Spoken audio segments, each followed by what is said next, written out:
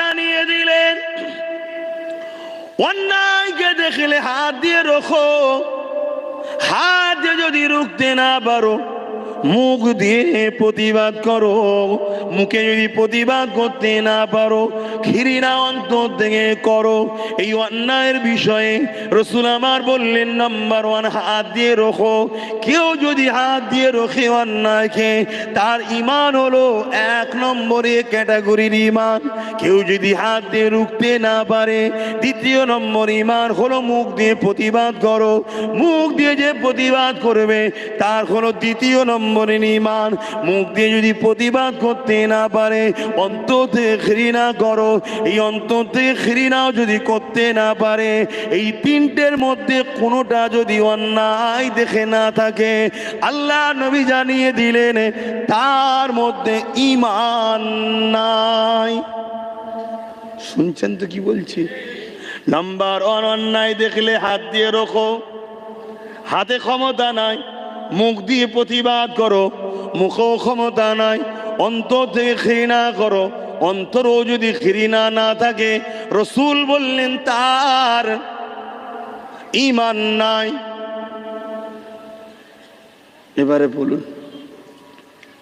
এবারে বলুন আমাদের কি সমস্যাটা হচ্ছে বলুন। আর অন্যায় 2 ধরনের হয়, একটা হলো নিজের ক্ষতি আর একটা ধর্মের ক্ষতি। নিজের ক্ষতির যে অন্যায়, এ অন্যায় করলে পাপ হয়, তওবা করলে আল্লাহ মাফ করেন। জোরে বলুন সুবহানাল্লাহ। আর যে অন্যায়টা ধর্মের ক্ষতি হয়, ও অন্যায় করলে পাপ হয় না, ইসলাম থেকে বেরিয়ে যায়। একটা লোক মদ খেয়েছে, ওটা নিজের ক্ষতি, ধর্মের ক্ষতি নয়। একটা লোক গান শুনেছে, নিজের ক্ষতি, ধর্মের ক্ষতি নয়। কিন্তু একটা লোক মদের দোকান করেছে, সমাজকে মদ খাওয়াতে চায়। একটা লোক গানের আসর তৈরি করেছে, সমাজকে সেই খারাপ জায়গায় নিয়ে আসতে চায়। এটা হলো ইসলামের ক্ষতি। আমি বোঝাতে পারছি তো নাকি? কেন আগামীতে একটু পরেই খুব ভয়ঙ্কর কথা হবে তো না, এই জন্য একটু বুঝিয়ে নিচ্ছি। সহ্য করতে পারবেন তো নাকি? তাহলে অন্যায় দেখলে নাম্বার 1 হাত দিয়ে রোখো। নাম্বার 2 মুখ দিয়ে প্রতিবাদ করো। নাম্বার 3 অন্তর থেকে ঘৃণা করো। যদি 3টের মধ্যে কোনোটা না থাকে, তার মধ্যে ঈমান নাই। এবারে কথা হতে পারে হুজুর অন্যায়ের প্রতিবাদ করলে জেল হবে। তুমি আমি কে? ইমামে আজম আবু হানিফা জেল খেটেছে। তুমি আমি কে? এমন করে ইমামে হোসাইন পাক অন্যায়ের বিরোধী করে শহীদ হয়ে গেছে। তুমি আমি কে? সাহাবা হুজুররা প্রাণ প্রিয় জানগুলো কুরবান করেছে। তুমি আমি কে? অন্যায়ের বিরোধী আল্লাহকে ভালোবাসো বলো। আল্লাহর জন্য জেল খাটতে পারবে না তো কি করতে পারবে?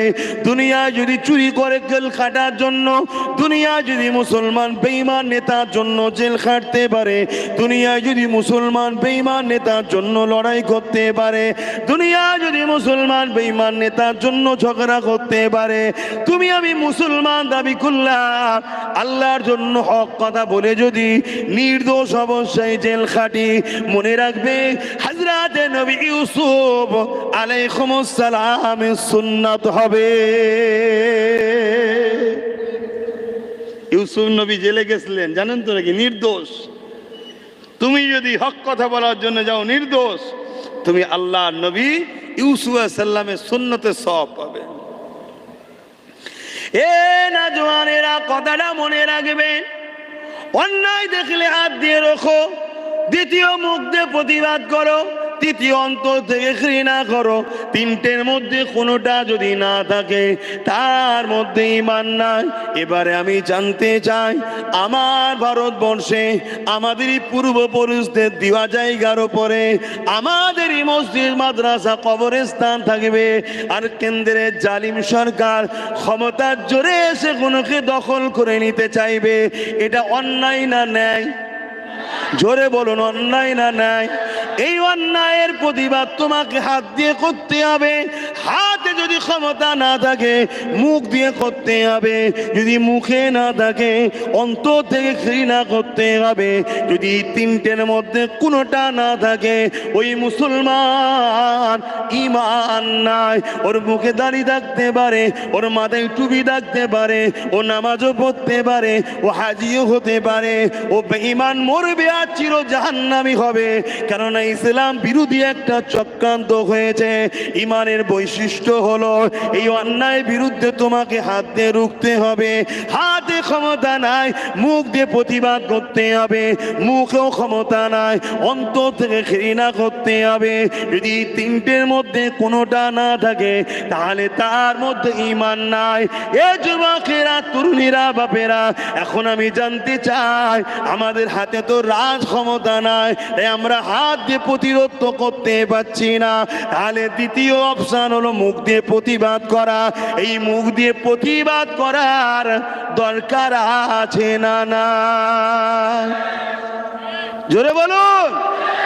বাপ যদি বলে প্রতিবাদ করবি না, মা যদি বলে প্রতিবাদ করবি না, দাদা দাদি যদি বলে প্রতিবাদ করবি না, ভাই যদি বলে প্রতিবাদ করবি না, এলাকার ছোটখাটো ছেঁচড়া নেতাগুলো যদি বলে প্রতিবাদ করবি না, আর একটু উপরে এমএলএ এমপি যদি বলে প্রতিবাদ করবি না, বা রাজ্যের সিএম যদি বলে প্রতিবাদ করবি না, বা দেশের মাথায় যে আইন তৈরি করে সেও যদি বলে প্রতিবাদ করবি না, তাহলে আপনারা বলুন এই প্রতিবাদ কি বন্ধ হয়ে যাবে? জোরে বলুন, বন্ধ হয়ে যাবে? ঈমানের নমুনা হলো যদি তুমি বন্ধ করে দাও, তুমি যদি অন্যায়ের বিরুদ্ধে কথা না বলো, তাহলে তোমার ঈমান আর রইল কোথায়? আর ঈমান যদি না থাকে 40 বছর না গায়ে হাওয়া লাগাবে, 50 বছর না হয় গায়ে হাওয়া লাগাবে। আর যা গরম পড়ছে গায়ে হাওয়া লাগাবারও তো রাস্তা নাই। যা জিনিসপত্র দাম বাড়ছে, ফালতু পয়সা খরচ করারও আর রাস্তা নাই। চারিদিকে যে অ্যাক্সিডেন্ট হচ্ছে, নিরাপত্তায় ঘোরারও আর ব্যবস্থা নাই। আর মুসলমান নাম থাকার জন্যে সে কেমন মুসলমান, পরের কথায় ভিড় মব লিঞ্চিং করে তো পিটিয়ে মেরে দিচ্ছে, কোনো জায়গাতেও তো নিরাপদ নাই। কিন্তু চুপ থাকার জন্যে দুনিয়ার লোক হয়তো জানাজা করে দিয়ে মিনহা খালাকনাকুম ওয়া ফিহা নুঈদুকুম ওয়া মিনহা নুখরিজুকুম তাহারাতান উখরা বলে মাটি দিয়ে দেবে। কিন্তু মনে রাখবে ওই কবরের জমিনটাতে 99টা আল্লাহ সাপ দেবে, জাহান্নামের একটা গর্ত হবে। তুমি ডিসাইড করে নাও, দুনিয়ার এই জেল জরিমানাকে ভয় করবে না আল্লাহ পাকের আযাবে পাকড়াও হবে? যদি আল্লাহ পাক বেশি শক্তিশালী তোমার মনে হয়, তাহলে দুনিয়ার হুকুমাতের বিরুদ্ধে, তার অন্যায় কাজের বিরুদ্ধে তোমায় কথা বলতে হবে। যদি কথা না বলতে পারো, যারা বলে তাদের কাঁধে কাঁধ মিলাও, তাদের সাথে সাথ মিলাও, তাদের ডাকেতে তোমরা ভিড় জমাও। কেননা ভিড় যত বেশি হবে আন্দোলনটা তত ভয়ানক রূপ নেবে। আমি কি ইসলামের পক্ষেই বলছি তো নাকি? না এই মজলিসে সব কথা বলা যাবে না? এমন শুকনো মুসলমান আবার নেই তো? তাহলে অন্যায় করছে এর বিরুদ্ধে কথা বলতে হবে, তাই তো নাকি? তাহলে আন্দোলন করতে হবে। কিন্তু দুঃখের বিষয়, আবার বাংলায় নাকি আন্দোলন ব্যান্ড হয়ে গেছে। আপনারা খবর পেয়েছেন? বাংলার যিনি নেত্রী আছেন, আমাদের মুসলমানদের ভোটে যিনি ক্ষমতায় এসেছে 3বার, তিনি নিজেই স্বীকার করেছে, আমার কথা না, তিনি স্বীকার করেছে যে মুসলমানই আমাকে জিতিয়েছে। তিনি নিজেই স্বীকার করেছে, রেকর্ড আপনারা পাবেন। তাহলে আজকে বাংলায় যিনি ক্ষমতায় রয়েছেন, তিনি নাকি আবার নাকি ফতোয়া দিয়েছে ওয়াকাফ বাংলায় চলবে না, নাকি গুলোগুলি, নাকি ওনার ভাষা তো মাঝে মাঝে পড়তে গেলে আর একবার ছোট থেকে পড়াশোনা করতে হবে। কথা বুঝতে পেরেছেন? আবার নাকি হুমকিও দিয়েছে শুনছি।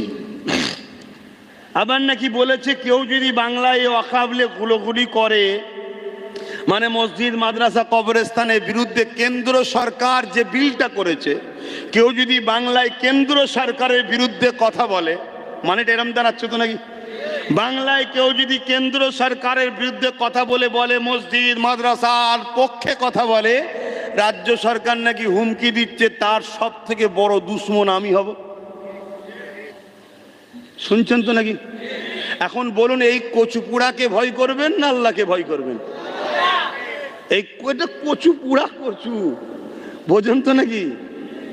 হ্যাঁ, আমরাই সাপোর্ট করেছি, ওপরে উঠে বসে আছে, চারিদিকে সব পুলিশ টুলিশ রয়েছে, ভক ভক ভক ভক করছে। একবার ছুঁড়ে ফেলে দেন। ওই একবার কে বলেছিল না মাদ্রাসায় জঙ্গি তৈরি হয়? রাস্তা দিয়ে গেলে কুকুরও ঘুরে দেখেনি কি যাচ্ছে। শুনছেন তো নাকি? এর দুর্দশাটা আরো বেহাল হবে। ওদের তবুও তো সংগঠন ছিল, এ তো কচুপুড়া কিছুই নেই। লোটো দাও আর খাও, এই তো চলছে। কি গো, কষ্ট হচ্ছে নাকি? যদি কারো কষ্ট হয় ওইখানে গিয়ে আগে পানি পড়া দে। যেরকম পাগলের মতো বকেন কেন মাঝে মাঝে আমাদেরকে ভুগতে হয়? ওইখানে যাকে বুঝা কেন ও 26 আমার নবীর মাদ্রাসা, আমার আল্লাহর ঘর, আমার দিনের বিরুদ্ধে লেগেছে। শুনছেন না শোনেন নেই? হ্যাঁ, ছাড়াছাড়ি শুননে। অতএব থাকতে পারে পুলিশ, থাকতে পারে পাওয়ার, থাকতে পারে অনেক কিছু, আমি জানি। ওর পাওয়ার আমার আল্লাহ চাইলে 1 সেকেন্ডের মধ্যে শেষ করে দিতে পারে। পারে না? পারে না? জোরে বলুন, পারে না? পারে না?